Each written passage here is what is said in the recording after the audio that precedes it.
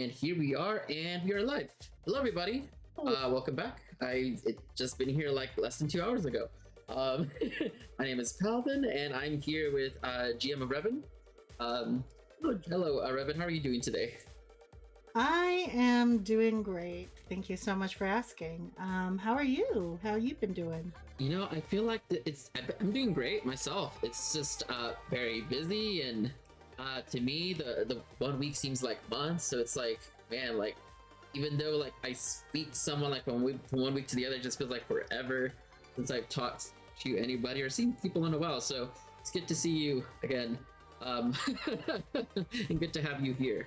For everybody that is here in the Twitch or YouTube, both, welcome. My name is Paladin. This is Paladin's Archives, and this is the monthly Tavern Talk, where myself and other professionals in the space get to have a discussion, typically around a topic, and you guys can ask us questions and get real answers from real people that are really in the space and really do this full time or are quite notable in the area, either as streamers, authors, etc.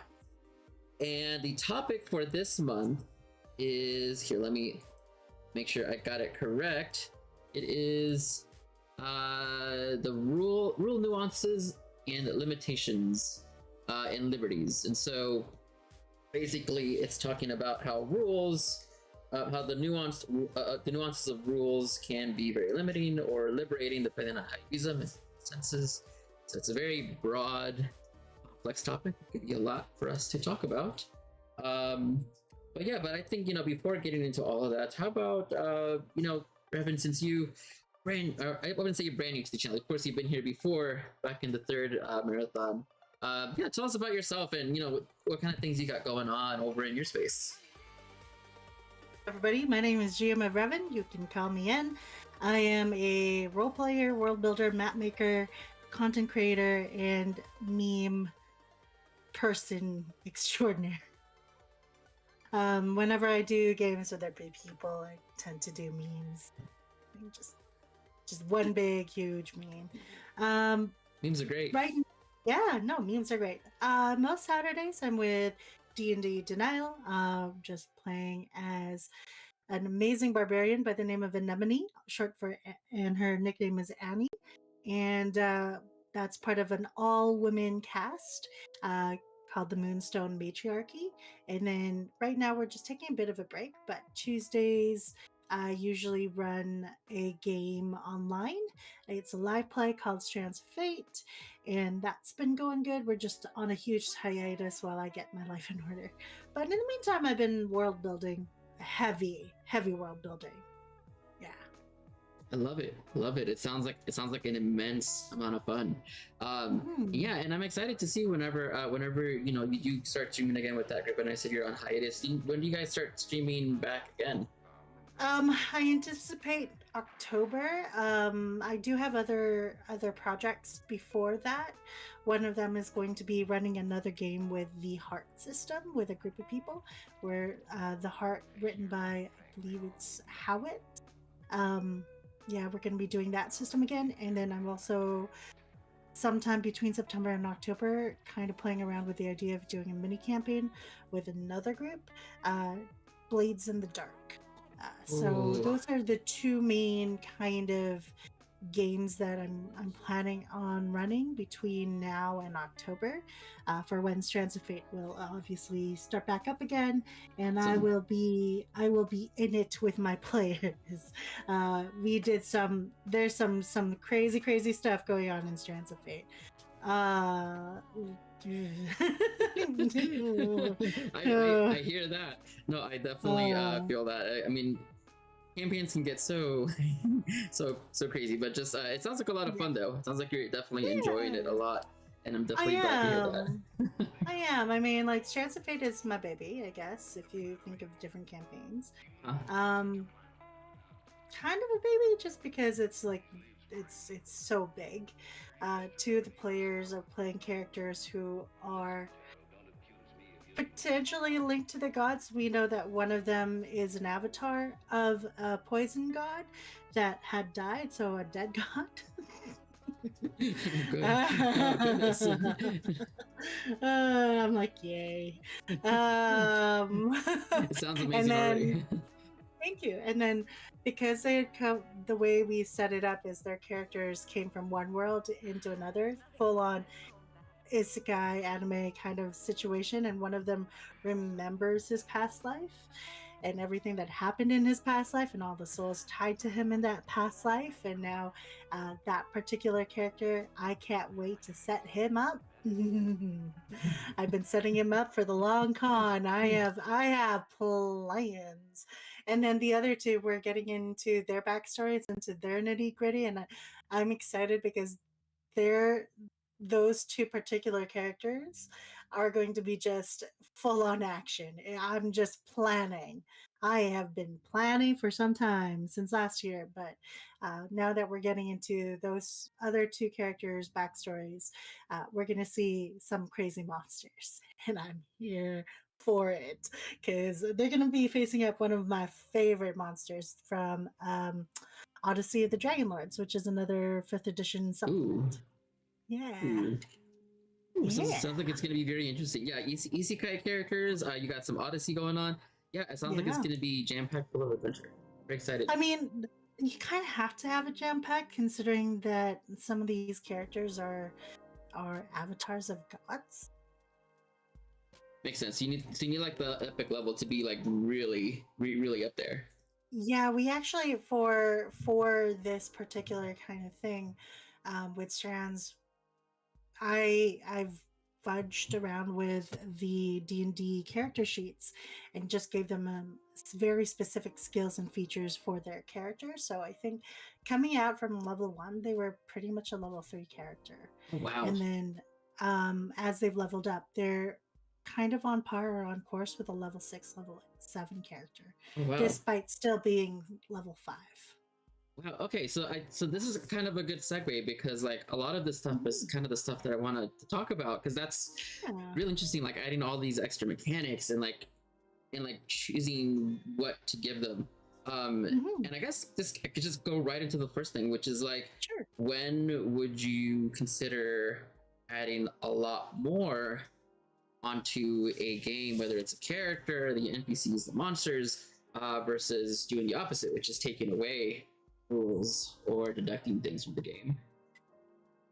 When it comes to that kind of thing, it just really, to me, it's dependent on the players. If the players like I have aren't going to abuse the system,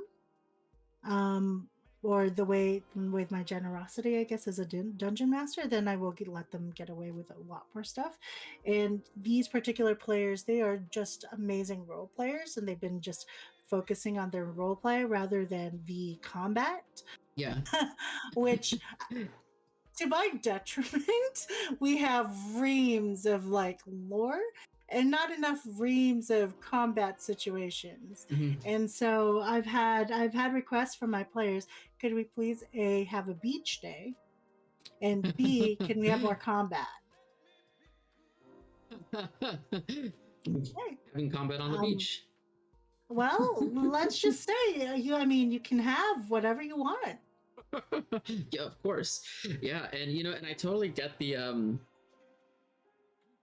generosity part and players almost like taking advantage of that because I've seen both. I've seen like some players that are just like, oh, are you sure? A little bit more on the timid side, and some that are just like, oh no, I'll take everything, and then break the world. And so there's like a fine line where there's this like relationship between the players and the DM, and it's like we're both playing this like back and forth together, but once it kind of like goes too far in one direction, it just kind of like really pulls everything towards that side, and it's almost like I don't want to say a power play or a power struggle, but more like it's just a shift in the balance of the game. And then whenever there's this too much power or too much to one side than what is supposed to be for the expected gameplay, then it really just tosses the whole game off of the board. And I've seen that happen a couple of times, both in my early days as a novice and also like in other people's games where there's just a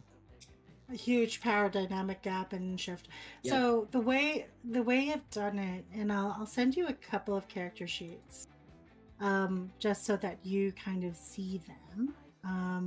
I'll post it into.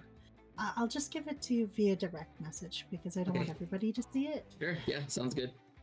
And you'll see that different, like even they're technically level 6. I forgot that I had just leveled them up because they were like, can we please? And I'm like, okay, sure. So the way I see it is a overpowered character. Like when you think about OP character types, Right. everybody we're already playing OP characters. I mean, once you're an adventurer in a fantasy world, there is bound to be some moments of OP-ness, regardless, because technically as adventurers we're not farmers. We're not starting with 10 across all of our base stats and attributes. Just looking at 5th edition, we're not starting with those. We're starting with, we have power, we have charisma, we have dexterity, and we actually can do stuff, unlike the NPCs in the world.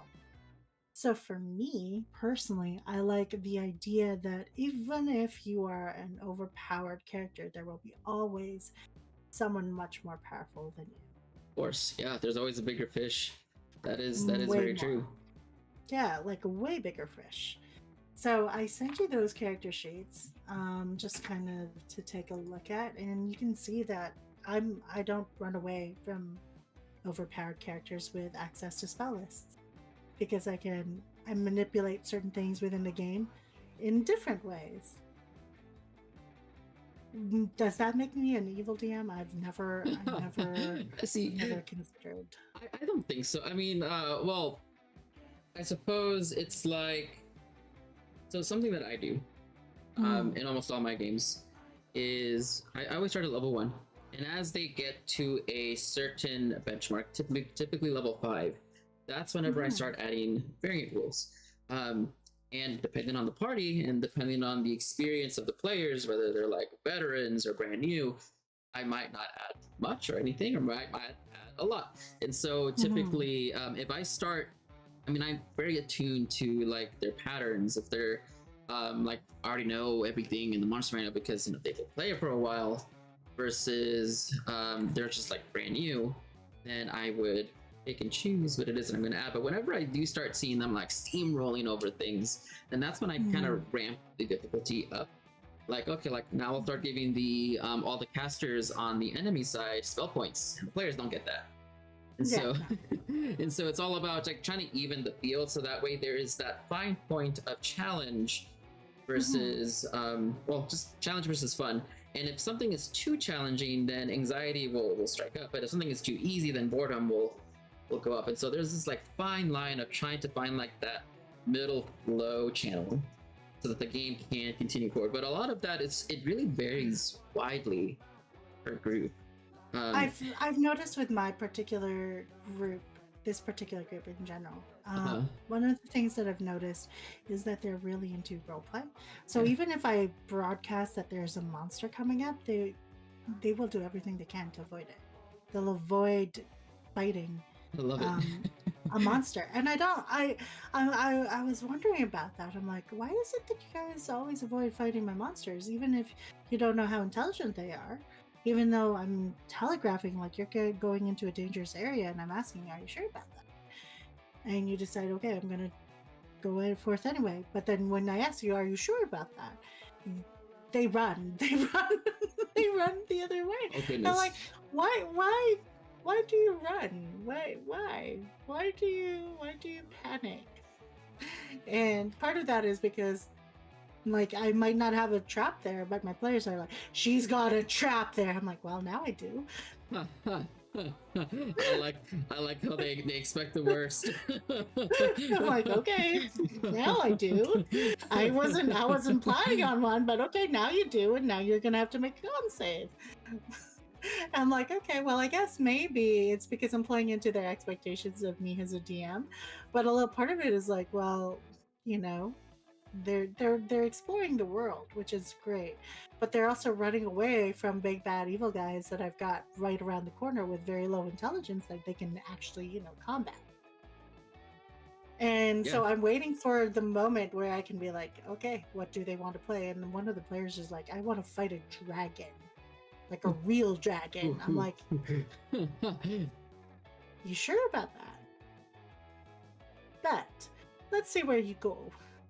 And so now I'm thinking in my head, okay, we need to do a setup where they can, because I know a couple of them want to do a couple of things. And so in my mind, in my imagination, I want them to fight a dragon in the air. Oh, that'll be hardcore. Yeah, trying to fight something That'll midair be is hard. And dragons have advantage in the air, you know, and they also have magic. Like depending on which dragon you implement, they have magic. Right. So looking at fit spins, I'm like, well, they want to fight a dragon. I know exactly which dragon I want to pull. I know exactly which one I want to pull. Oh, yeah. Will it scare them off? Yes. Will they want to keep fighting? Yes. Will they win? I don't know. I can only imagine from huge list of great dragons that there are on that list what you would want to throw at them. So many good options. I mean, maybe well, I mean, the fact that they want to fight a dragon at level 6, I'm like, okay. I'm not gonna throw a dragon because dragons are highly intelligent creatures, and absolutely going into that rules and nuances and limitations. When you have a very intelligent creature, those intelligent creatures have minions. It's true. It's true. And some of them, depending on how powerful that creature is, will be seen as a god. Cults are around such powerful entities. Right. And why do you want to face a dragon? What's the point? Why do you want to fight them? Dragons are just this special breed of. I mean, you could. There's so many types. There's so much you can do, and there's also so much roleplay potential too. But their combat prowess is also really good if used correctly. I mean, just breath weapon, fly away, come back with the breath weapon. You know, dodge, attack, fly, everything. Yeah, all of that. They're just extraordinarily difficult to fight if done correctly. For me, the way I think of a dragon, and I'm like, if they are highly intelligent and they have access to magic, one of those spells you can switch it up is invisibility. Now you've got an invisible dragon. It's even worse. How terrifying is that? The dragons that know spellcasting are some of the. Those very strong. When I think about dragons, those are the dragons I go to. I want a smart dragon. Because I grew up with Dragonheart. Okay, yeah. I mean, dragons, they're supposed to be vicious and just, I mean, having the capability to use magic on top of what they have, game over being there. Cruel. And being absolutely cruel. Yeah, absolutely. Yeah. So I'm like, you want to fight a dragon? Okay. There's several that I can put up against you guys at level 6. But I have one that in my mind works. Have you ever heard of a Behir? Oh, the Behir, yes, with the many legs, yes, so, I love them. Yeah, so there are different kinds of dragons in lore and history and stuff. A Behir is basically a dragon with just multiple legs. Right. So I'm like, well, there's a dragon. You just need to give them breath weapon and a couple of like legendary actions and you've got a dragon. Not a very smart one, but you have a dragon.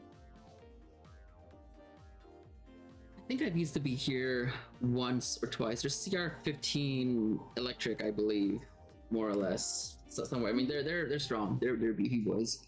They're beefy. Oh, very beefy. But here, but let me go. Go ahead. Sorry. When I think about the Behir, and even though it's a huge beefy creature, my thing as a DM is I sometimes forget to use the legendary action. So if you have a mechanic or a rule that you use to make them scary, that would be great. You know, and that definitely is something that I think, like something to add a lot of intensity. Like there are, like whenever we run our games, we want to have a certain feel for what is going on, right? So some games are more silly, some games are more serious.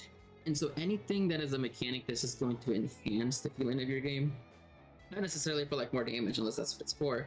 I mean, that in my book is just like almost like needed. It just enhances whenever you have something mechanical that is just boosting up what it is you're trying to have in the game as far as like a feeling for the ambience. There's so many rules out there. Whenever I was putting together the rule set for the second marathon for Rapid last summer, I literally put every single rule, every variant rule, every rule that is in D&D 5. I put it all on a spreadsheet, and we sat there for like 6 hours going one by one. Did we want this one? Yes, no, yes, no. And I didn't realize how many there were, and how many were actually considered variant rules. And also what was not considered a rule as written. Like, for example, nat 20s only work on attack rolls. They actually don't work on anything else. And that's anything that's a nat 20 outside of, for criticals, outside of combat or fighting, is not rules as written. It's actually homebrew. To find out. I realize that because most of my players have been getting away with high historical lore rules because they will get over 20, because obviously some of them, they made characters that are super smart, that are very difficult to bypass certain things from. So I'm like, every time they roll, they will still get anywhere above 25. Wow. Just because of how high their stats are. I have min-maxers and optimizers in the game. Hey, I think that min-maxers and optimizers, in my opinion, get a bad rap. I think that they're great. I mean, if you look, what matters is, does everyone in this table agree to play the same way? Cool. Yeah. I mean, it could be min-maxing and optimizing. That's completely fine, as long as everyone is on the same page. But if it's like one person doing it and everyone else is not, well, then that's when you have the problem.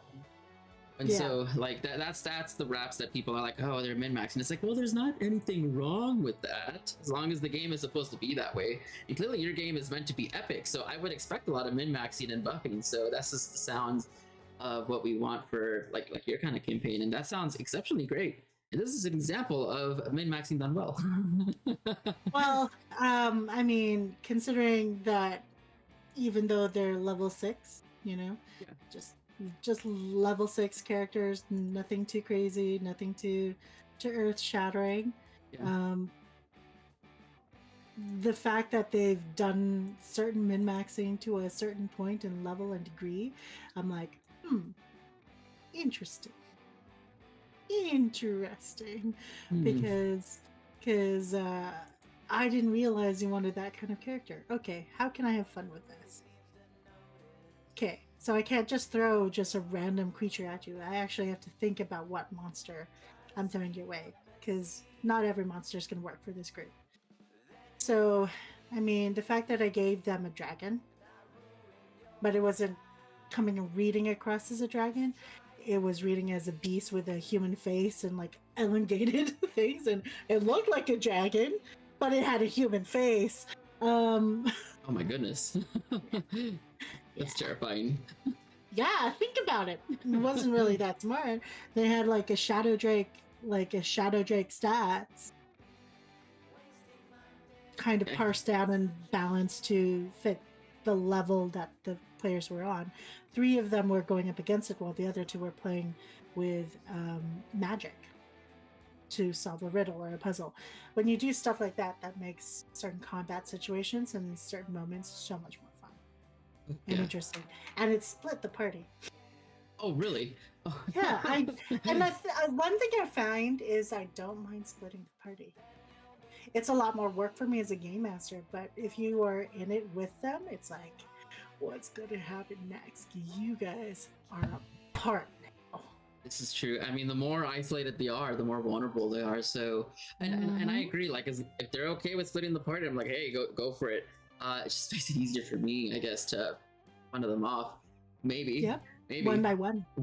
Exactly. It's like the next thing they know, they come back together, and half of them are gone. Yeah, exactly. The 3 of them that had separated from the other 2, were far more in danger, and they were the squishier characters. And the 3 beefy guys were all on one side, on the other side of where the other small squishy characters were. And I had plans where they could face off like danger if they wanted to. Just one bad move and they could have. Instead, no, they didn't. They went to a temple to like talk to people and make connections, while the other 2 were pretty much definitely in danger, highly in danger. It sounds like a very fun game, and it's almost like there is. Have you ever heard of like the power ceiling? Is that maybe I'll explain what it is. So basically, like there's a limit to how strong you can really throw something at a party before it's just like one hit and they die. But it's almost like you need it, because if you don't, then they're just gonna stomp over everything else.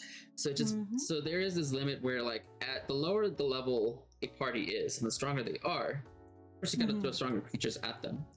But between between levels 5 and 11, there is this dip or elongated dip of difficulty that it takes for just how long it takes to get all that XP to level up. But the monsters themselves become pretty ferocious at that level. Not to mention the things between CRs 12 and 15, just with the math. But like trying to put something like of a different tier together, it's like it's a bit scary almost to do it at times, even trying to put like a lower level monster with a big one like that. And so I guess what I'm trying to get at is that like clearly like there are some expectations, I guess, that players have with the game, and of course them having the experiences that they have. And so how do you manage your tables like game rules in order to ensure that there's like fair and consistent player experience, to prevent any sort of like loss of interest from like session to session as like the difficulty scales? I've had some situations or problems doing that myself in the past, so I still haven't gotten a formula, quote unquote, to get it right. But mainly it's just really observing how people have playstyles, because there are different people with different playstyles, and the way they play their characters is going to be a lot different than at every table. I have one group that I sometimes play with in person where they will help others, and we've had way more combat situations with that group than this particular group, which is funny to me.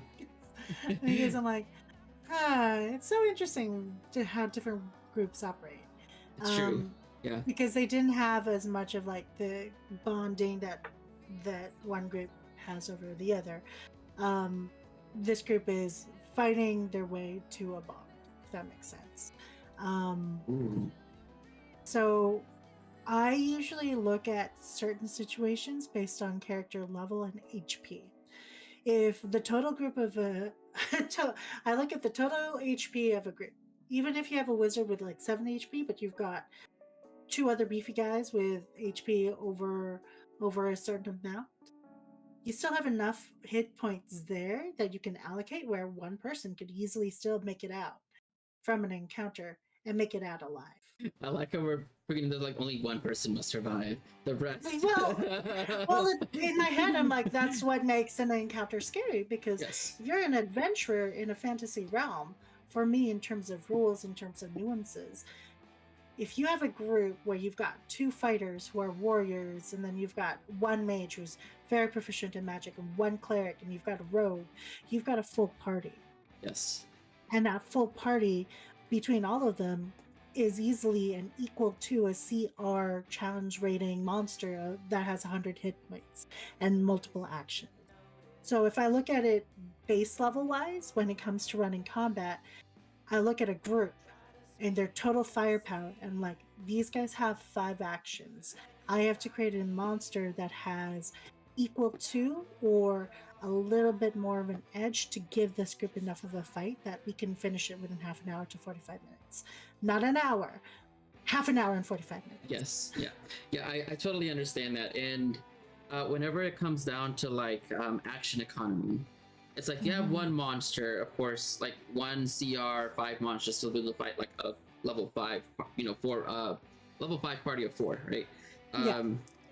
And it's just like there's just an unbalance. And so like something that I like to include is like if this is going to be like a no-brainer, like they're gonna win or be very successful in winning, then I'll include mechanics to kind of like control the field a bit. Like I'll add a little bit of like fear, paralyzation, stun, as like some sort of control, or I will give the creature like a lot more mobility, like they might have an infinite amount of reactions to hit and then teleport away somewhere else, so that way they're in different positions. Because a lot of that just really trips up the strategies of the players, but also like having more distance from some of the characters makes it harder to just go up and hit it if it's always moving all the time. Especially for rogues and or characters with strong range melee tactics, in which I've had one too many parties who are like, we're gonna hit first from afar. Oh my god. Yes, the Eldritch Blast sniper 2000 feet away. Oh my gosh, the amount. Okay, I had one party several years ago where I decided that I was going to put them into a dungeon. But the way I introduced the dungeon was that they didn't want to go any further into it. Within the first part of them going into the dungeon, they were stuck within 3 rooms. And down one corridor was a whole bunch of zombies where there were burster zombies intermingled with them. Oh my gosh. And then the way I like to do undead is that I give my undead breath weapons. Yes, because nice. Okay. you know how the mummy is so terrifying. Yes. It has stayed within me that you have these zomboids with powers. Imagine if their base primal instinct, apart from devouring your flesh, is to freeze you into your spot so you can't move, so they can eat you faster. God, that sounds great. Now then you mix in the fact that if they take a certain level of hits, they burst. Oh, the death burst. Okay, yes. So I did that with my zomboids, and I'm like, okay, this entire zomboid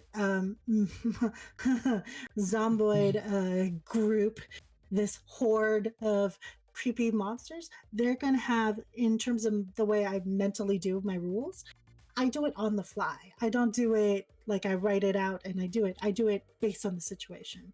I don't do it beforehand. I just do it I'm going to put this here. I want these amount of creatures. And I think about this many hit points and it should be fine. That's how I do my combat, which is terrible. It's actually a lot more common. I do the same thing. Yeah. And I think a lot of it that it stems from is you start to see these patterns. It's hard to explain how, but there's just this pattern with HP that you if you played it enough for a while, you know where that sweet spot is at, and you could just pull things out on the fly. And of course, I think that a lot of what's helped me over the years is kind of recalling times when I've seen something or done something or tried different things, and then using it in a different situation, or if I've read something and I'm just pulling it out, and it's all about just numbers and assigning a damage type to that value, and you're good, right? And so whether it's 40 HP divided by an AoE, so it's okay, so it's gonna be 5 HP per character, just quickly do the math, and you just get creative, right? And so but yeah, I think that a lot of what helps with interesting mechanics like exploding zomboids, I've never heard that one. I got that from Critical Role. Really? Critical Role. Nice. Because they have a zombie in Critical Roles, the Expeditions into Wildmount. It's a burster zombie. And so when I saw that, I'm like, well, I could add more effects to these zombies to make them more absolutely terrifying than they already are. Well, what if they have a mechanic where they can freeze you and bite you in the face? They can damage you before they can even, attack you. So that's how I pulled that one out. The undead are just so much fun to play with. They are my favorite. I think my favorite demon lord has to be Orcus, just because I'm you have a whole ruler of the undead with vampires, ghouls, and zombies. Imagine that coming out. Not Vecna. Who cares about Vecna? Orcus could take a whole world, an apocalypse now that-ish, and that would be terrifying.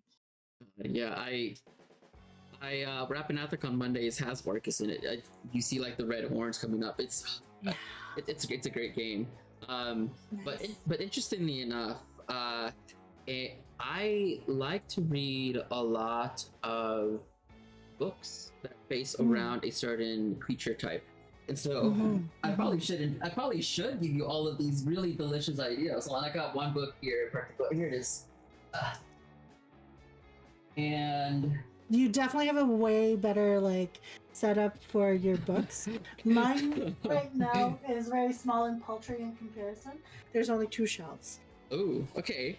Yeah. Well, let me show you some of the things that I kind of read through, and the undead, the open grave. And so, like, oh, is that 3rd edition or 4th? I think this is 4th. When I read through it, I was like, Jesus Christ, this is a lot of really good stuff, and probably should read it again. But I like to read stuff like that. But if you're gonna do dragons, I definitely recommend the Draconomicon. It's got so much deliciously just lethal stuff in there. It's just kind of like, oh, that's hard. Okay, yeah, I'm just gonna throw this out. I mean, I have to be kind. I mean, they are level 6. I mean, right now, in terms of like setting stuff up, I'm like looking at it. They're going into the Underdark, so there's a lot of deliciously creepy, aberrant horrors there that they can find. Yes. And I'm like, I know one of my players, they don't like bugs or spiders, so I'm trying not to scar them with that, but it doesn't make sense going to an Underdark and you having a dragonoid with multiple legs just sneak up on your party and about to bite you. Oh no. Yep. I completely get that. Gosh. But Dragonomicon is one of the books you recommend? Yeah, there's just so many great things in here, and I read it at least once a year, and it's got so many great things on like physiology, lore, things you could just drop on them if you just want to add some extra roleplay. But I think one of my favorite stuff is like in the back, like there is this whole selection of just things you can add. It's like breath weapon amplifiers. You can add like flight amplifiers.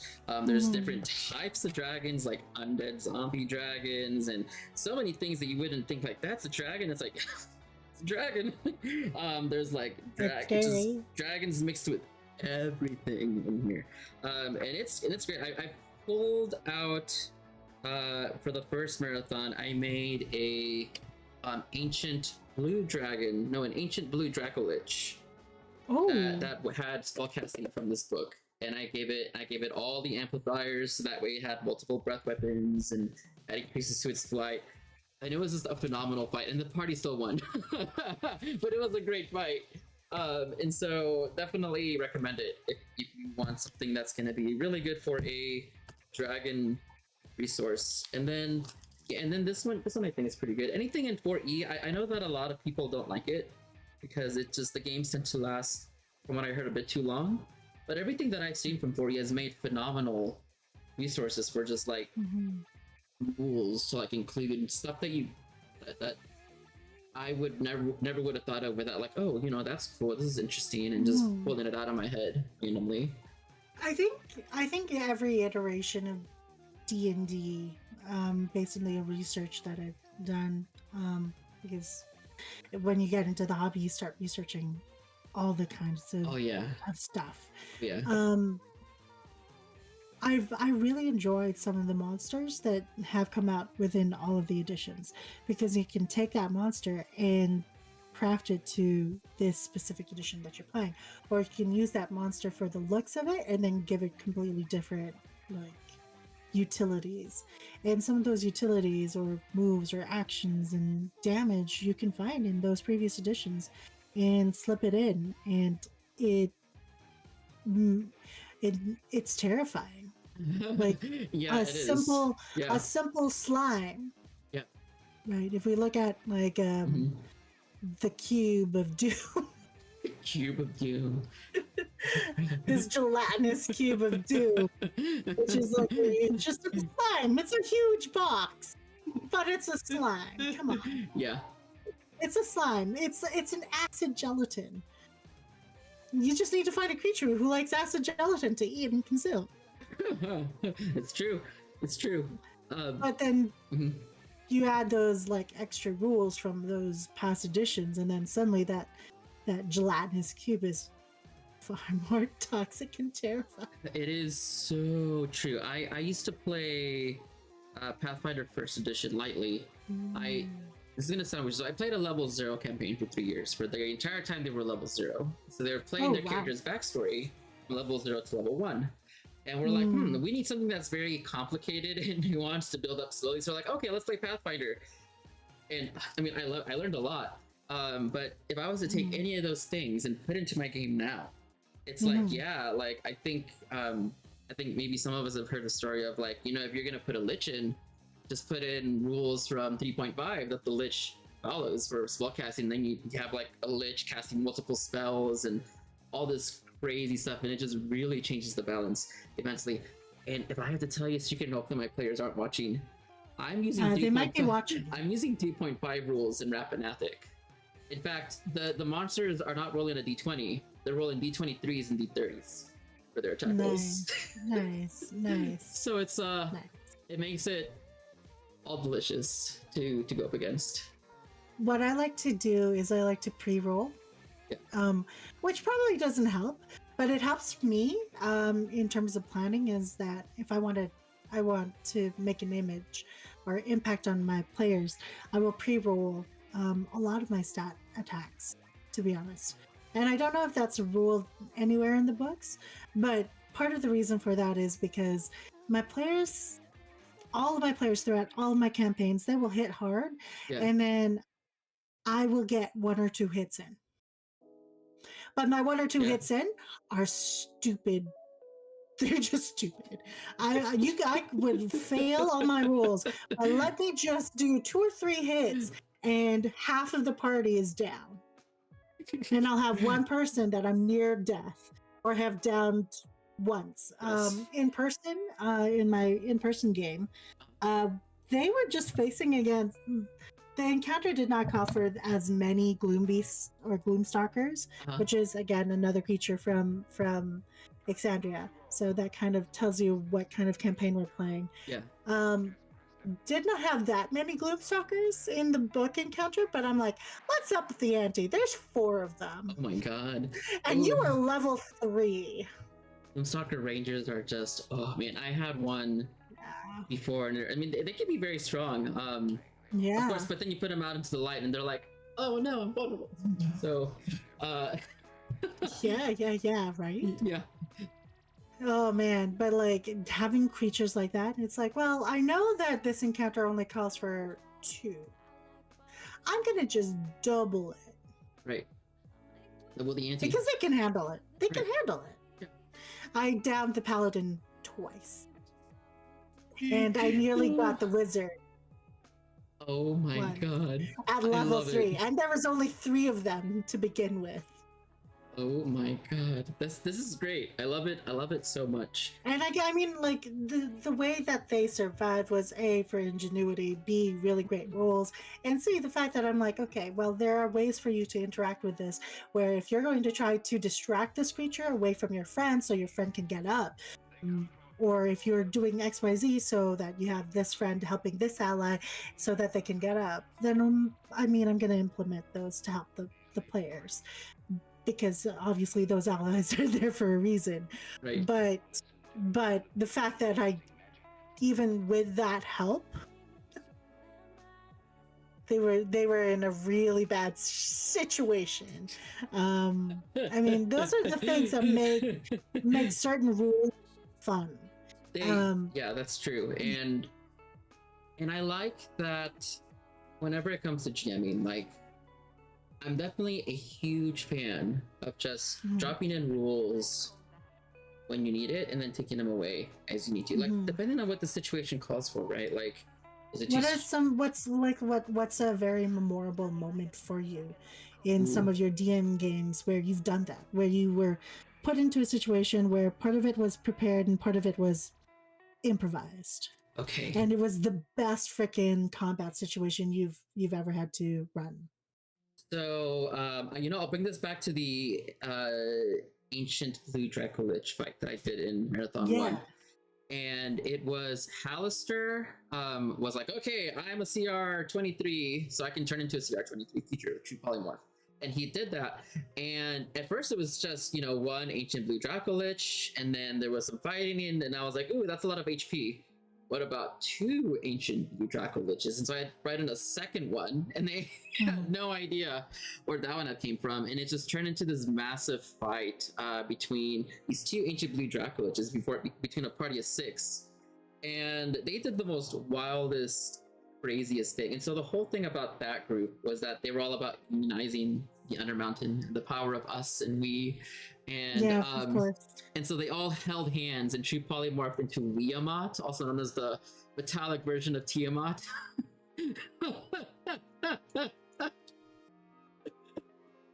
And it was like the craziest thing. And so I was like, I don't know what to do. Like, all of y'all just split the number of speed it can go between yourselves. There was like an extra 20 feet, which they called the Union 20, so anyone can just use it whenever they want. Union 20. Oh. And it was the most like back and forth. Like, they were adding rules and I was adding rules, because at that point it's like they're level 18 fighting this thing as Wiamat, and so it was phenomenal. I mean, it was experience for them. I had fun, they had fun. And then by the end of it, it was just like them pile driving an ancient blue Dracolich 400 feet from the sky into the ground. It turned into Hallister. Wonderful. That is amazing. I'm very afraid of, I guess, running super high campaigns, just because I've never done a super high campaign yet. Yeah. Much to my dismay, even though I've done one-shots for level 10. But I really want to do a super high level campaign, just so that I understand how the mechanics for it work. Because if the players can pretty much do anything they want, I as a DM need to be able to also do pretty much whatever I want. I'll be very honest. It takes so long to get to that point. I've only had 2 campaigns that ever made it that far from the beginning, and it is extremely different. That if you're running it as a one shot versus the 5 years it takes to get to level 16. So but the only time that I've done it like in less than a month was that first marathon with that, and it is crazy. Like, it's so many people that said the same thing. I've never played a high level campaign before, but the amount of like investment that there is at that point, like, you have this escalation of tiny differences, tiny rule changes, tiny things that you're adding over a long period of time. And so by the time you get to like a high level, it's balanced, because you have all those years of having like, taking time to balance stuff as you go. So then it's set by that point. And so like, it's just like it would be at lower levels, but at higher levels, as long as you scale it correctly as you go, and the party isn't like trying to like completely just power balance their way up all the time. But by the time it gets to the end, it's more about like, what is the most insane thing you can just throw at them, because it's just, you can. And it's different. But I would definitely recommend next year in the summer, like, joining for the marathon that we're gonna do, so that way you can experience a high level campaign like from beginning to there, because it is a way different experience. We'll definitely see. A year's a long time. I know that within a year I have a couple of projects coming down the line. One of my projects is building my own TTRPG, actually. Ooh. Yeah, I'm calling it the Banner System. It will be free for everybody, but it's specifically for my world. But I mean, the system itself, people can use it. The idea is you have like archetypes, 16 archetypes of 16 styles of different plays, and they use skill trees rather than, and assets rather than just the regular, you get this at level 1, level 2. You actually have to invest in what features and skill trees you want to improve upon. And I loved that so much. Yes, I've only seen it done once in a West March that I was once part of, but I didn't really fully get it until I started working with my own system. I'm going, yeah, no, that could still work, but just scaling it up and balancing it is going to be is the challenge right now.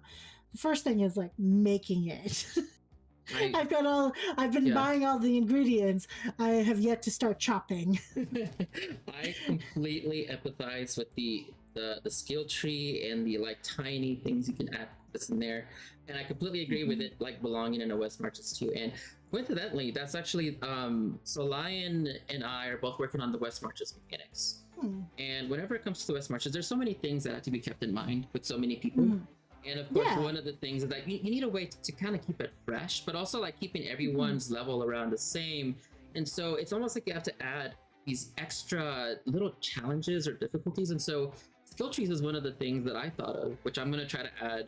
And so I'm actually making that system tomorrow, to be honest. But it's something that I think is enough to like slow everything down. Because whenever these West Marches are going, and you have these different groups that are starting at different times, some people play more often than others, and some people are gonna know more of what's going on, getting with the loops and cycles and everything. And so, but there has to be something to like slow the people that started first enough, so that way people that come in later have enough of a chance to be like, okay, like even though they started 4 months ago, they're still kind of around my same difficulty. And whatever progress they made will naturally like rub off on me a little bit, so that way I'm not having to spend 4 months to get up to that point too. One of the things that I thought about, because I did run a West March for 3 months, and then I just stopped because there was just so much administration to it. Is giving certain players the ability to gain skill points through roleplay, especially through text roleplay, because that way, if a player is role-playing, at least they're role-playing, they're still participating in the world, there's still a way for them to, even if they can't play, they can still make those connections and do XYZ, but it's more on a role-play basis versus hardcore game session. Absolutely. And one thing I've noticed when it comes to West Marches is that in order to have that kind of player buy-in, and also just making it so more immersive, is developing some sort of system where roles are public if roles are needed, and so a DM can just, during whatever point of day, if somebody's like wanting to play but there's no one around, but they can text and you can role play text wise, it just that's a level of immersion for some people that will work more so than others because of time.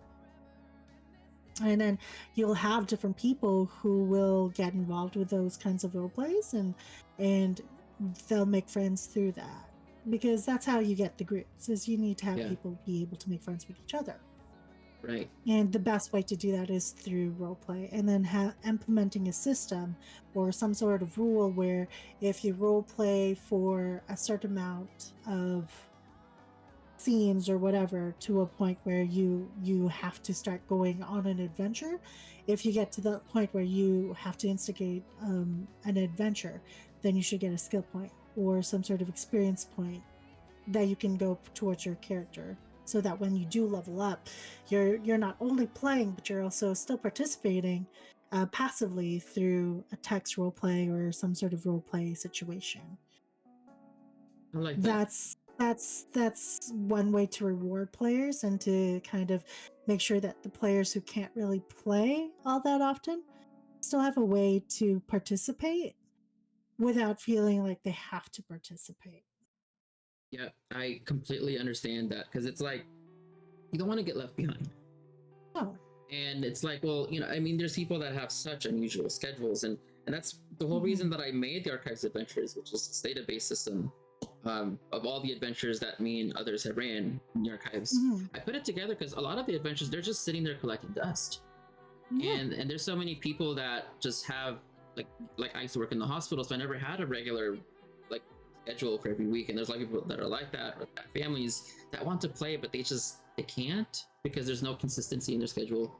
So I made the Archives Adventures for people like them that are like going to be variable and can jump in and out whenever they want with low commitment, but also having something like that, like play by post with the skill points, it really helps carry people along doing something that they can do in the interim. Right, and so I like that. Yeah, and I hate to say, like, how do I put it? tabletop RPG shouldn't be limited to just like you have to be in a group to play. There are so many amazing solo tabletop role-playing games with so many really cool, interesting rules that would work for Dungeons and Dragons that depending on how you manage it or how you build it, you could easily have like some sort of oracle system that tells a player that I'm like, well, I want to play, but there's no one around to play. I could do a play-by-post, but what can I do with this situation? Well, what if I just tell mod like, hey, I want to play, but I'm going to play solo for a little bit and develop my character through a solo session. Yeah. Like, it's okay to play by yourself when it comes to tabletop RPGs because it's still fantasy, it's still immersion, and you're still playing a game. Yeah. It's not a video game. Like, if you wanted to play a video game, you could, but if you wanted to, like, I want to roll some dice, I want to go on an adventure, there's so many cool tabletop RPG game systems out there for solo play that could be easily integrated to a Dungeons and Dragons, like West March or a full Dungeons and Dragons campaign. Yeah. Like, you don't have to be reliant onto, like, we have to meet together as a group. I feel like a system like that, I think the very first thing that would come to mind from people that say it won't work is that, oh, what if people cheat? Well, I mean, I think that if given the opportunity, I think that most people won't. I think it's more on the extreme off chance that maybe 1 in like 100, 200, 300 people maybe might. But honestly, anyone that cheats in D&D is just cheating themselves. But I think that a person being able to play by themselves in a West March is almost essential. I don't know if we talked about this, but I'm going to develop a West Marches software that's going to help a lot with the administration, management, timing, and scheduling, but also having things like the solo play that you're mentioning, and the different systems that you can add on, such as like live shops that you update, having looped quests that appear every now and then. All of these things that can be programmed and added, it just needs to be built. Because there's so much management when it comes to stuff like that. It's insane, you know. I mean, at the end of the day, it comes to how do you want to design your game. We have rules and limitations, and the nuances of those rules and limitations are based on what the game designer wants to do. Whenever we're playing Dungeons and Dragons, and especially if you're a game master or a dungeon master and you're sitting at the seat, something that I don't want to say they're my mentor, but they were my mentor when I first started out. Like, your first dungeon master is always going to be like that one dungeon you always have that one dungeon master that if you ever hit them up and be like, I'm dealing with this right now, can I hit you up for advice or ideas and stuff? Of course. Yeah. They're like your mentor. They become your mentor until you surround yourself with other dungeon masters and game masters and tabletop role players who've been playing the games for a long period of time. You start surrounding yourself with people who've been playing tabletop for a long period of time. Naturally, you'll always have that one DM that you go to who becomes your mentor and be like, so how do I do this? What are your thoughts? Because you trust them. So, I mean, when it comes to that, I mean, going to other dungeon masters and game masters, especially those that you trust to design your game, it's similar to getting like software advice on developing a video game. Absolutely. And I mean, there's a whole science to level design. And if you think about it, every game that we play with tabletops, any game that you play, tabletop is a whole different beast where it merges video game mechanics and real life, like LARPing, live action role play. So like, if you think in terms of a tabletop RPG being more of a virtual reality, it kind of makes things so much more easier to start planning and designing how this game is going to become. Right. Because then you can be like, okay, what are the cool things I can do with this? And I mean, it comes down to, as you design your game, what's the end goal? Why are you playing this game? If you're playing this game to kind of ease some of the boredom and the stuff that we do, like everybody goes to playing tabletop role-playing games and becoming software designers for their own systems and things like that, because it'll make things so much more easier. right? You look at a game and be like, there's an easier way, a more efficient way to do this game. Why don't we just implement it? That's something that like I agree, like when you're designing a game, those are the things you have to kind of focus in on, whether it's a West March or traditional or solo.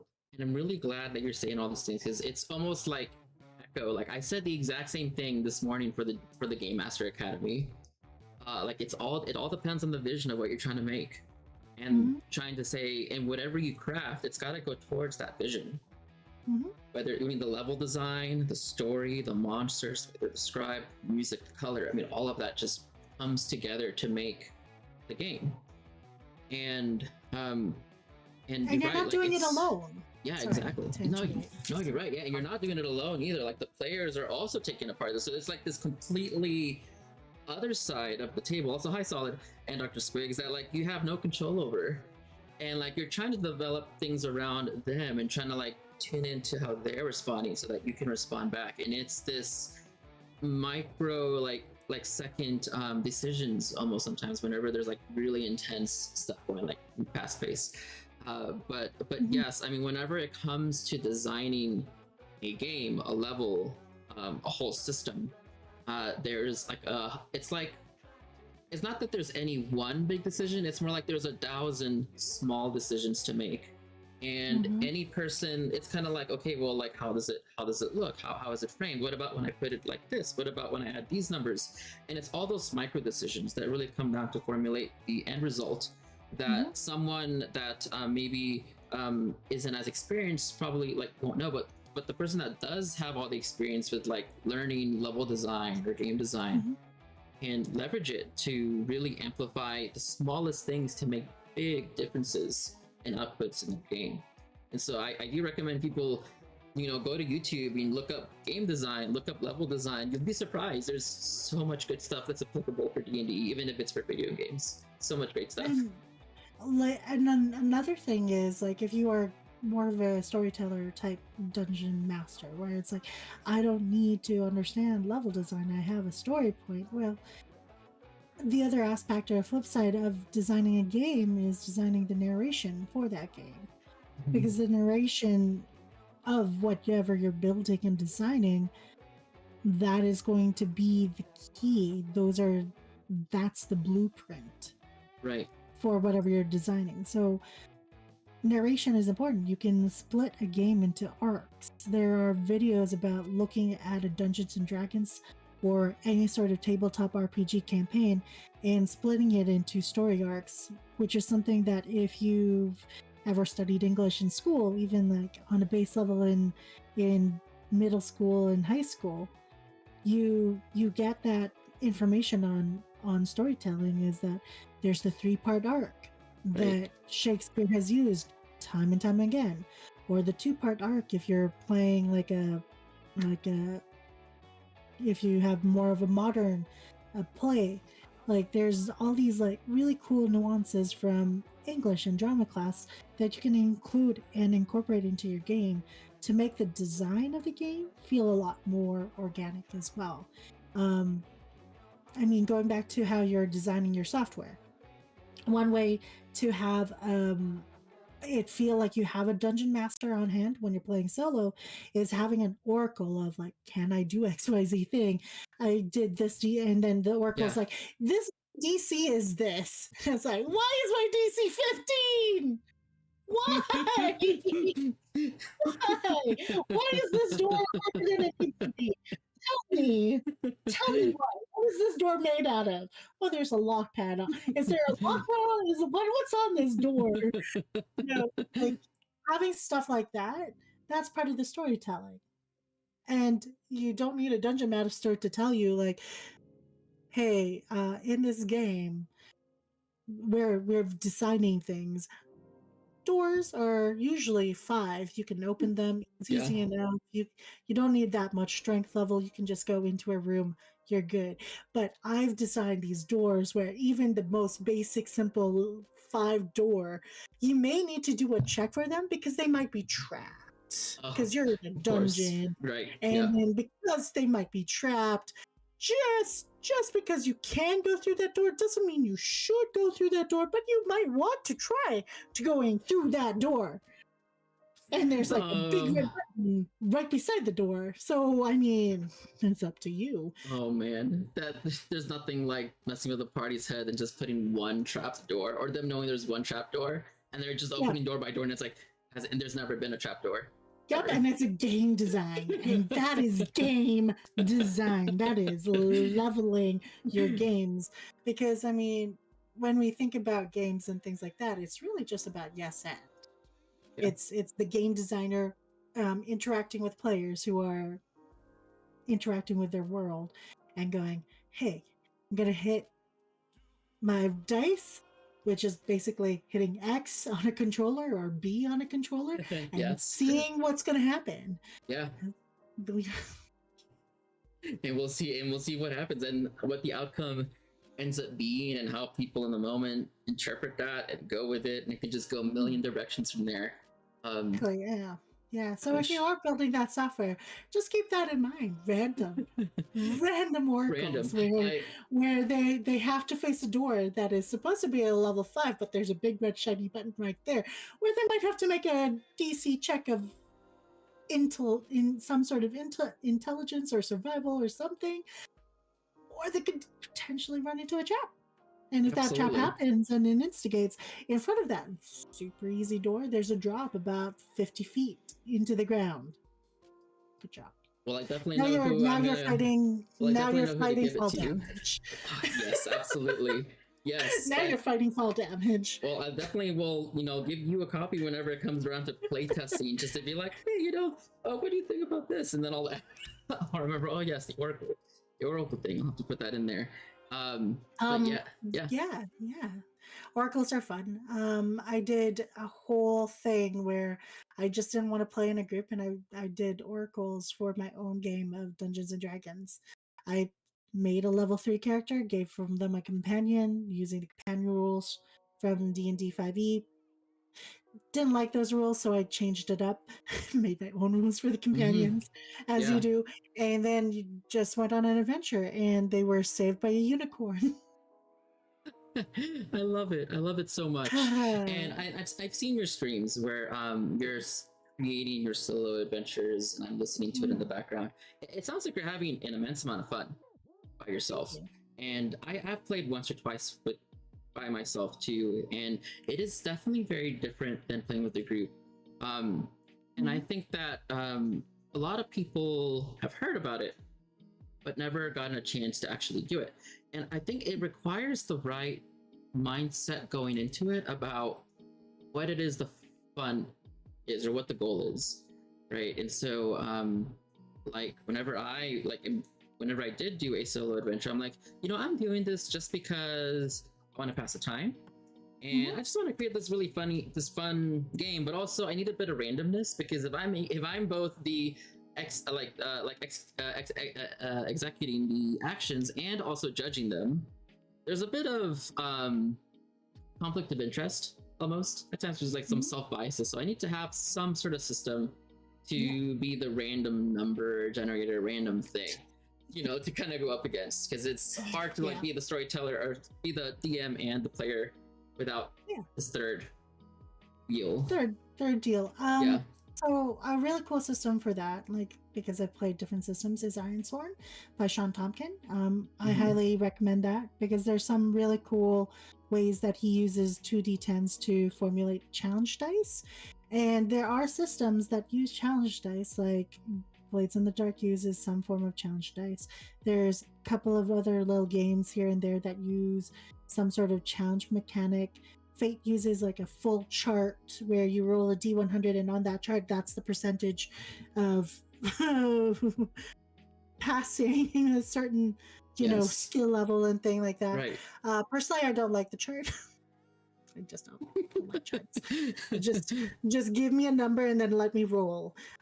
Make it as easy as possible. If I roll a 1 on a d6 and that 1 means you fail, I'm like, okay, what are the consequences of that? Now give me a consequence table. That's my random. because then that's how I can continue the story forward.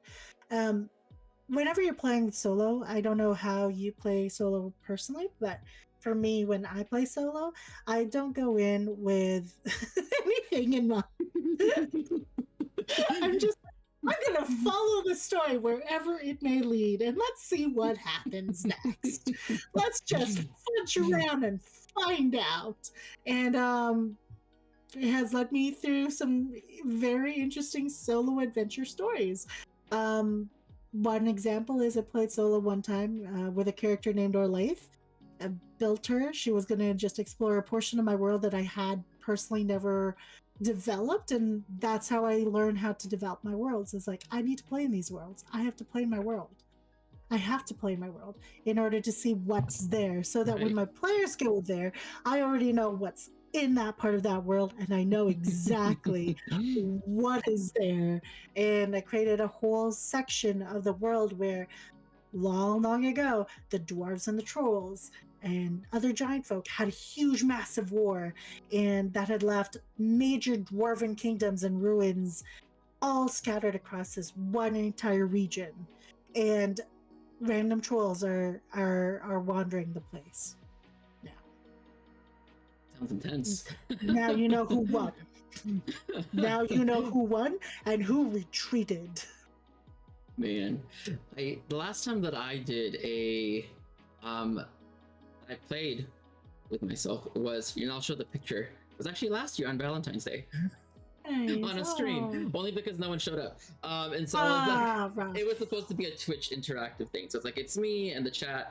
No one was there, and I was like, okay. So, but the story was basically that we had to like find this beholder that had love in its eyes, and that there was this lore that whenever beholders are born, they're born because another beholder is having a dream about them. And so this beholder was born because there was another beholder that dreamt about his true love, and they had to like get the beholders together. It ended up not getting together. They died from dragons, but but wow. But it was still cute, kind of in context. I mean, most love stories can be very tragic indeed. Yeah. Oh, that's adorable though. I'm so sad that they didn't get together. I know. I was like, oh, they could have made it, but it was like, oh, they're okay. Yep, they're dead. Oops. Oh, well, we're gonna move forward. No, I love that. I love that. And that was so sweet. I know. Yeah, it's just. But yeah, no, I did it last year in Valentine's, and I haven't played by myself since then. But I'd be interested to see, like, especially when I develop the software, having a system that kind of like throws things at you, and being able to like get a party together, having companions you can get. So it's like it's almost sort of like a video game, but also not. Like there has to be some sort of aspect to it that's still TTRPG-ish, and it's almost like whenever developing a lot of electronic stuff, it almost sort of becomes a video game in a sense, but almost not. So I'm not sure where the line is exactly, but it kind of borders. Yeah. I mean, for me, like when it comes to TTRPG, the tools should be there to make the game easier to manage. Yes. So if you have a software or device that helps you to manage the game system, then that's what the tool is supposed to be used for. The TTRPG, the actual game, doesn't happen with tools only. It happens when someone actually plays. And so it really depends on your playstyle. If you are the kind of player who wants to be able to play in a fantasy world setting and develop your character because you want your character to be main, like you have that main character energy, and you want to Mary Stew your way through whatever fantasy world it is that you're playing and part of, then the tools are there to help you develop that character and create a story for that character that they can tell in a tavern somewhere. Right. So as long as the tool doesn't overcome the actual game, and the game happens when there's a player with stakes. If you have a player who has stakes into this game, that's the game. it's not the system, it's the person playing the system. Right. So any software, any device, like things like Dungeons and Dragons, where they use online web tools either through Foundry or through D&D Beyond or through Roll20 or whatever like character sheet management system you've got going on there, that's a system tool. It's not the game. Right. Just the tool to play the game. Right. And so long as you look at it as like, this is the tool to play the game, then if you stick with it, then that's a lot more easier to work with than actually like people thinking this is a video game, this isn't how I want to play. And I like how we've like gone through both extremes of it, because it's like we talked about a lot about how rules and rule systems limiting, they can add stuff to the track, but also like the liberation of knowing that you don't need the rules. You don't need any rules. I mean, they're there to help guide and be a vehicle to get from point A to point B. But even if if the vehicle has no wheels and it's on fire, you're still having fun. You're winning. So, you know. Wheels on fire. Why am I still in the air? But all of these things, like all of these different mechanics, all of these different ways that things can be decided, create challenges, all it is a medium to provide some sort of narrative and having random number generation as chance to succeed or fail on it with roleplay, right? I mean, I think what it comes down to is that like you need dice, you need random number generation, you need a skill, a number, throw it, fail, pass, and you add context to it. And there's just things that too many rules can get in the way of that, but also not having enough rules can get in the way of that too. And it's really dependent on just what it is that the players are wanting from this, like they want more roleplay, less roleplay, and so many more nuances that I think we've kind of beat to death a lot already. But yeah, basically the conclusion is like basically we also need rules, but we also don't need rules. You want them and you don't want them. Exactly. I like to go by the by quoting Pirates of the Caribbean all the time. Rules are more like guidelines anyway. You can go within the guidelines, or you can color right outside of it and make a mess.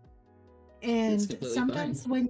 when you make a mess outside of the rules, it tells you what you can and cannot do. And it's okay to feed that rebellious spirit when it comes to tabletop RPGs, because that's when you have the most fun. As you can tell, I am a very chaotic DM. I've heard stories. I am more chaotic than my players. And the more lawful players don't want to play in my game. I've never got to see or play in a game in Baldur's Gate pre, but everybody that I've heard like playing your games are just like, oh, Reven is great, and I'm just like, amazing. In fact, Grace, she still talks about your games every now and then. Oh, that's so awesome. Yeah, I think it was her or somebody else who got a Komodo dragon. There was just suddenly there's a river of Komodo dragons. Oh, look, a whole bunch of swimming weasels.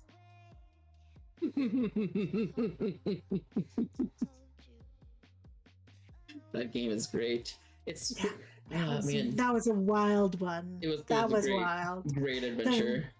Made sure that there was always going to be animals present at the table for the players to save at every certain point in turn, even though they were in the middle of Baldur's Gate and the city was going to go under. No, there will always be animals. Always, yeah. There are still animals. And so I played into that. You told me that was one of the things that we had, and I'm like, as a game master, I have to add in this chaos for all of the other game masters. But yes, they did save a Komodo dragon. And yes, this player has 2 weasels. Maybe 5. And yes, that one does have a griffin that they saved. I'm sorry. They're just walking around. Yes, it can fly. Oh, I love it so much. Yes, they saved a whole bunch of methods. No, they were lizard methods. lizard methods. No, they weren't. I don't think we ever got that far, but I mean, I would have introduced it. Yes, no, I completely get. How I feel about rules, I guess, and what you were just describing is like drawing outside of the lines. I will be honest. So I was drawing the playtest poster, and I was trying to draw the frog and the angelic character, the orphan, and the nilbog, which not the nilbog, the noblin, which was a four-armed cat creature. And I was having immense trouble, and I was like, I'm not like an extremely great artist. I'm okay, and I was spending 6 hours on it, and I'm like looking at it, it wasn't getting better, and I was like, like went outside, went on a walk. I'm like, how am I gonna get this to work? And then I was like, just do it imperfectly, and so I did. And it looks great. Just go outside of the lines, and it's Yeah. I mean, I think it came out fantastic. Gorgeous. But it's just like a representation of like, you don't need to follow the rules of like being perfect. Just throw spaghetti at the wall, and sometimes that's fine too. That's a way better frog than I can draw. Thank you. The way I draw is more. I'm a sketch artist, so my lines are everywhere. I will have lines here, lines there, and I will formulate a shape. So, like the way you've got it nice and clean, despite it being imperfect. I mean, that's way better than what I can do. So, thank you. I appreciate it a lot. It took. Well, looks really good. Thank you. It took 8 hours until I was like, okay, I'm just gonna splatter everything else and just fade outline and done. It works perfectly. Thank you. Like for me, when I do art like that, all my art is just based on maps. So for me, I do a whole bunch of maps. I'll send you a map so you can show it to stream if you'd like. Sure, yeah, let's see it. Map making is a whole, there's a whole bunch I could say about map making. There's a whole bunch of skills that go into that. Ooh. Yeah, and map making is fun for me. The thing is, like, I have when I realized that there were whole systems where I could just make maps, I'm like, bet. There are. So this is Artalia, or Central Artalia. That's not what the image file says, but that's one I made. And then let's see what else I can share. Some of these maps I can't. There's some that I can't do. Look at how amazing that is. Yeah. And then this is the actual whole world. This is an older version. It doesn't have everything. So my friends and I, we took Artalia and then just put it onto like this globe thing, and just the center part alone encompassed the whole world. And then the bottom one, it was the entire world specifically. So the second one, beautiful. I love it. The second one I shared with you, that's the entire universe. Wow. Like that's the entire world of Artalia. That's amazing.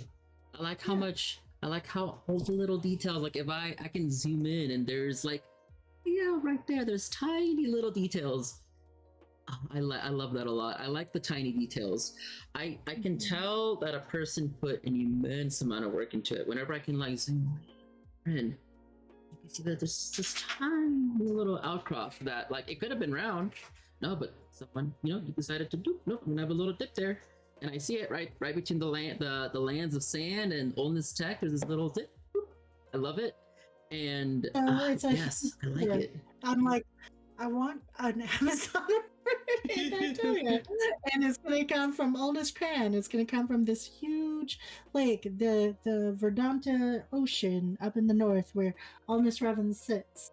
That is neither here or there why my name is GMofReven. It's called GMofReven. That is the region that it's called. There's an ocean there called the Verdant Ocean. And the Verdant Ocean is fed by the glaciers and the mountain waters, right, that are up in that collective area. Yes. Feeds through the southern mountains, and then it goes right into this huge sand basin. Ooh, yes. So that is like this huge region where it's just sandy and gross. I mean, there's very little water except for this one massive river that goes straight through it, and obviously all of the villages and populations are going to be all along that riverside. It's not going to Oh, be on the other sides where the yeah, sands are. It's all going to be following that one gigantic river. amazing. And then you have all these sand dunes on either side. You have the lands of sand. You have the scarlet sands, I believe that's what they're called, on the other side. And then like they're different kind of sand types, but it's this just one massive river cascading this huge desert. And I wanted that. That is how I wanted that section of the world to feed into the glowing ocean. And I've been trying to find history for the glowing ocean for a while, and I have a little bit of it, but I don't have a lot of it. Understandable. So I mean, making history for a whole there's universe is a very big task. it is. Yeah, yeah. And what is your thoughts on that? Because you got to do some of that with Astalia. So, gosh, where can I start? So, whenever it comes to the setting of Astalia, Astalia is the universe, and Pretalia is only the planet in the universe. There's only like one tiny section, right? It's like Forgotten Realms versus Aber Toril, right? And then in Aber Toril, you go to the Sword Coast, which is a specific part of the planet. And so that's how we're kind of breaking it down, is that we have the planet of Pretalia. We have all the giant continents, yes. We're really only focusing on one continent, and that's the Western continent. So it is a lot of work. I mean, I'm the one that's writing all of like the descriptions for the continents, trying to make them all very dangerous and fitting like the theme. But even then, like I there's so much detail that I can go into, even with just the general description, that it ends up being like 7-8 pages for one region alone, much less 15 regions. And so it's a lot of work to kind of keep that in mind, but also keeping in mind that this is still, even though it's just a planet, it is one part of a bigger whole. And so trying to keep in mind that there is these outer influences that are acting upon this realm, it adds a whole different level of complexity, especially whenever it's built into the setting that there's supposed to be some sort of interaction there, unseen, but it's still there. And overall, I think that it's been a challenge, and it's been bordering on the edge of my skills, of my capability to conceptualize so much complexity at once. I mean, I used to work in neuroscience, and I used to teach all that, and I kept it all in my head and trying to think of all these intricate things in the middle of, you know, someone dying on me in the ICU, and it's just a lot to bring up all at once. And so even like that, like compared to this, I would compare it to the same level of difficulty of categorizing things in my head, organizing it, being able to pull it and put it out, and trying to get a decision or an output on some things. I think that there was only one time where I couldn't come up with an answer, and it was, I think, on the last episode of the 4 seasons that we were doing for Stalia to build the lore, and they asked me this question about what they thought, well, what I thought this upper god would do in a specific situation, and I stood there and I froze, and I was like, I don't know. I think this is where I tap out, because it was just too profound of an answer to give a quick snippet to. And so I think that whenever it comes to making like a whole universe, working in sections helps. Having a general outer sphere and general strokes helps. But even then, I mean, like there's just some things that are just so profoundly just understandable, or like you could spend years pondering one question and not really ever have an answer. And I think those are the things that are just both scary and like it's hard to make, but also you just leave it open-ended and don't answer it and just let people fill it in themselves. I feel like that's the best answer to that. Like the greatest way to build universes is because there's still so much that you may not build on your own, but other people will be like, I'm inspired by this section of your world, could I do something with it? Okay, yeah, I haven't answered that question, so run with it. Your idea is probably going to be way better than what I can come up with. Oh no. Yeah, right. Yeah. It's like I guess kind of really because I've been studying a lot of business, and me now being an entrepreneur space, I'm taking all this content in, but it's like if every person is capable of having one really great idea in their life, I would much rather have my players each put in their one really great idea versus mine. There's more of them than me. And so their great ideas are always going to overbalance mine because they're just going to be exceptional. There's 5 of them, and the brains between them versus mine. There's only 1% on my side. And so giving more value to other people to add onto a setting is, I feel like, almost essential, especially if you want to create something that is of value for people that are playing in it. Like I would listen to what, how their games are going, maybe get a little bit of inspiration and, and try to build things towards a direction that people kind of naturally want to go in that sort of setting. And I think that takes a lot of listening. And sometimes that could be, I feel like in today's age where things are very corporate, very business, I think it could be very hard sometimes to just kind of like stop and take a moment to just listen to what people are wanting or saying. But the ones that do are the ones that get the most amount of attention because they care about what it is that people want, trying to create things of value for them, their wants, their needs. There's a little bit of that. I also find that the people who are quiet, who don't say anything, they actually have some of the most insight into how something is going. I like to talk to my players, and there are a couple of players that will get stuff out of me without me doing it. We'll just ask me a question, and then some of you will be like, you're asking me a question about the world now. You're asking me a profoundly difficult question for me to answer without giving too much away. Of course. So what does your character know? And I will always go back to, what does the character know? I feel like that's like the only proper response is like, what do you think about this? What does your character think about this? Because otherwise you're spilling all the beans, and I've done that before too. I get so excited about a story, I just like all out. This is how I got in trouble in Strands of Fate, because we actually implemented a role-playing system. So going back into West Marches and being like, this could work for a West March. We have so many threads. So many threads. We call them resting conversations, and these are the conversations that take place during downtime that they can't do in game. So at one point, this should have gone online. It should have aired, because that would have been crazy cool. Did it not? No. Okay. It did not. And unfortunately, Resting Conversations had a lot of ramifications with what the players did. And now it has basically taken up the entire campaign. That is something that I need to mitigate now. As a DM, it caused problems for me. In the sense that one of them, the guy who had memories of the past life, started talking to the person who is the avatar of a dead god. Okay. They didn't know that at the time being, of course. The characters did not know. The players knew. The characters did not know. And so one character started instigating, like, I remember XYZ from a past life and stuff like that. I'm like, do you now? And then the other character, who was the avatar of a dead god, started instigating some situations. I'm like, did you now? Please roll me this.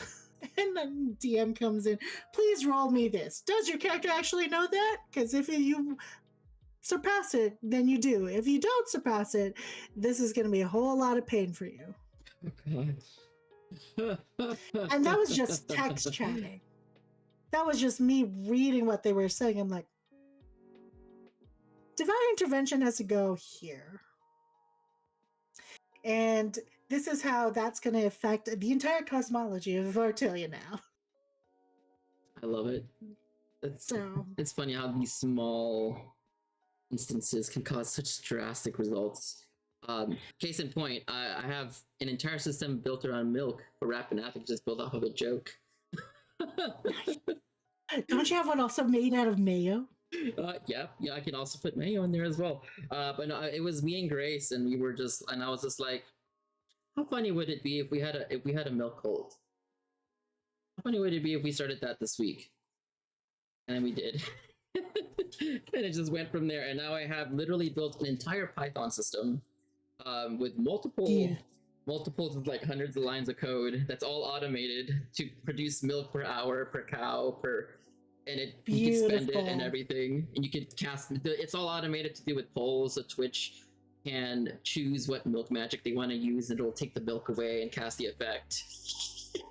Beautiful. That's exciting. That's super exciting to me. Yeah. Oh my gosh. Yeah, if you have time tomorrow night we stream it at 8 p.m. Eastern. Even if just for like a little bit, you could see the milk magic. Because like every 20 minutes, like, do you want to use milk magic? Yes or no? And if he says yes, then it'll take you through the prompts as a group. So that way the whole chat gets to decide, not just like one or two people. So that could get really interesting. I hope, that's very interesting.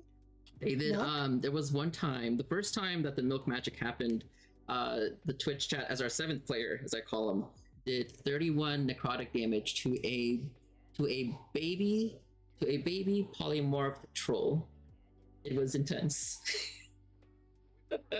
Everyone was baby cows, and they were all fighting a baby cow troll. And the troll was about to knock out 2 people and kill them, but nope. Chat came in clutch with a 31 point inflict wounds, and it was great. That's kind of impressive. Yeah, that's impressive. That's super impressive. Oh yeah. Oh my goodness. I know that that is an idea. It's not one you'll see anywhere else. It's basically, I got the concept from, I took Cookie Clicker, but instead of cookies, it's milk, and instead of clicking, it's Twitch rewards. Nice. And I just like, okay, this seems like fun. This seems like a way for chat to interact with the game without destroying the game. And so like, is that what the Unlock Milk Factories challenge is all about? It is the next building to get 15 bottles of milk per hour. You get a milk factory. The milk matters. So like for every 1,000 milk bottles, they can do something at level 1 for a level 1 spell. But it takes 1,000 milk to do it. So if they're generating only 100 milk an hour, it takes 10 hours to get 1 unlocked. But the more buildings they unlock, the more frequently they get it. And it's going to go off of a power of 2s. So it'll... I might just, donate to the milk. Yeah, I did. All into the milk factories, yeah. That is what I've done. Instead of unlocking milk magic 2nd level, we're just going to toss it into buildings. Yeah. And it's really reusable, because I could just take the same system, take out the milk, put in mayonnaise. It's the same thing, right? Mayo magic. It could be anything. It could be mayonnaise, it could be dice, it could be dragon magic, you name it. X magic. Nice. Same system. I can use it for whatever game I want to use it for, including marathons. And also have the Wheel of Chaos. The Wheel of Chaos automated as well. It's tapped, so that way people can contribute to it as much as they want, and it'll cause every 11 contributions in order for it to go off. So that way it's not like every time someone uses it, it's like, no. So it's a bit more moderated now. It's unlike last time where Komodo dragons came from that chart, okay, just so you know. And I had one character go to the nearest city because of that chart, and it split the party. It can get pretty goofy. I want you to remember that is what happened during my stint, my very brief in the marathon this past year. I had a group of 5, or a small group. They were heading towards Baldur's Gate anyway. They went back to XYZ camp. Then they got separated because one of them let off magic and got separated and teleported just with whatever he was wearing into Baldur's Gate without no money. Directly inside. Oh my god. That is crazy. Yeah. and he had to wait until everybody else came in. But in the meantime, he was like, I'm going to go to the Candlekeep library and then do my best. Like, sure. Yeah. And they had the lowest charisma, so I don't know if they did very well. But we're like, you were in the streets, don't know where you slept, don't know what happened to you. You made it to the library, you were able to get access. Great. However, now your party is here and you're like sending messages going, I'm here now. Where are you guys at? Hey, are you here yet? Are you here yet? Are you here yet? For 5 days. It took 5 days. There were encounters along the way. But I'm like, no, I'm just not even going to play with those encounters. We're just going to get you from point A to point B because now you are here. You were working your way to get here, but you are here now. Exactly. I think the craziest thing that's ever happened to me is, again, Marathon 1. On the 3rd floor, there's this little goblin bazaar, little goblin village. A volcano popped up in the middle of the village. Everyone died. They wished the volcano away about a week later in real time. And weirdly enough, 4 hours later, the exact same role, exact same place, volcano, came back. It was Godpay and Godpay returns. It was just like, nope, the goblins are dead. We're not going to get rid of the volcano a second time. They wished it away and it came back. It says meant to be. We're going to leave it. The volcano was always meant to be there. Always. There is no getting rid of a volcano that easily. This is Gunpei, okay? Oh, hey, baby. Hi. It's a doggo. I know, doggies. Hey, what are you doing up? Hey. Oh. It is time. It is time. They're telling me like, hey, it's time to go on our little walkies. How about we do a little bit of some closing remarks and I guess tell us where we can find you, when we can find you. I know you said you're on a break, but if there's anything you got going on. This is the link to all of my socials. I'll just put it in chat. If anyone wants to check anything that I'm doing, these are my socials. I can't apparently. Oh, you can't post it? Oh, you can send it to me and I can post it, I guess. Yeah, it's under general. Sorry, meeting plans. Where am I looking? Tavern talk, meeting plans. Oh, okay, I see. It's there. That's the link for all my socials. There we go. Wonderful. Okay, great. Well, so people can find me there. Absolutely, and I'm looking forward to whenever your group does come up again. Let me know because I'll want to watch it. Yeah, that's. I mean, like I said, I have a game in June, maybe. Planning, preparing, working through that for the Heart system, Heart City Beneath, that was created by Howard and another individual. I only remember Howard because he had a really cool name, and that one's a cool dice pool system. Then there's going to be Blades in the Dark, most likely September, October, and then Chance of Fate again in October. Amazing. But you can find me and catch me on D&D Denial, where I play Anemone, who likes potatoes, most Saturday evenings, around 7 p.m. Eastern. Amazing.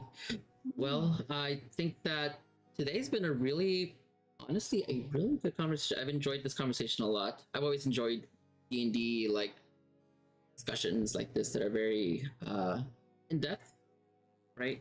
And that require a lot of experience. But yeah, thank you so much for coming to the Tavern Talk today. I know we were supposed to have 2 other people, but unfortunately couldn't make it. So thank you so much, Revan, for coming on and having this wonderful conversation. It was a blast. Thank you so much. Thank you so much for having me. Well, we're gonna go ahead and do a little raid.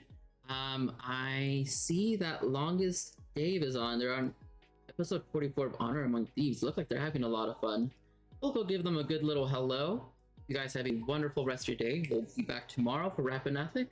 Have a great Sunday, and we'll see you guys tomorrow. Adios. Let's raid tonight.